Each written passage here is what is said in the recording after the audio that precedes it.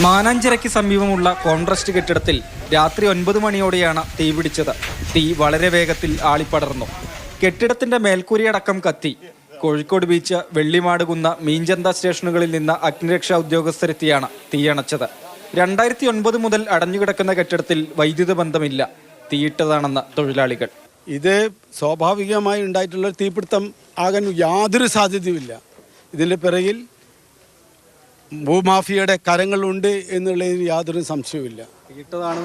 തീയിട്ടത് തന്നെയാണ്, അതിന് യാതൊരു സംശയവുമില്ല. തൊഴിൽ സംരക്ഷണം ആവശ്യപ്പെട്ട കോൺട്രസ്റ്റ് ജീവനക്കാർ മുഖ്യമന്ത്രിയും മന്ത്രിമാരും പങ്കെടുത്ത നവകേരള സദസ്സിൽ നിവേദനം നൽകിയിരുന്നു. തുടർന്ന് വ്യവസായ വകുപ്പിൽ നിന്ന് ഉദ്യോഗസ്ഥർ ഇന്നലെ സ്ഥലത്തെത്തി. ഇതേ ദിവസം രാത്രിയിലാണ് കെട്ടിടത്തിന് തീപിടിച്ചത്. ആധുനിക നെയ്ത്ത് ഫാക്ടറി പുരാതന മ്യൂസിയമാണ് സർക്കാർ പറയുന്നത്. ഇതിനകത്തിപ്പം പുരാതന മ്യൂസിയം ഇനിയില്ല, ഏകദേശം തീർന്ന്. ഇനിയിപ്പോൾ കൂടി ആരായാലും ചെയ്തായെങ്കിലും അതുകൂടിയാൽ ഇത് ഫിനിഷാവും.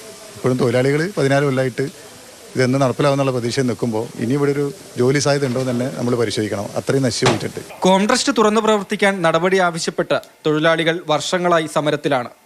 മാതൃഭൂമി ന്യൂസ്, കോഴിക്കോട്.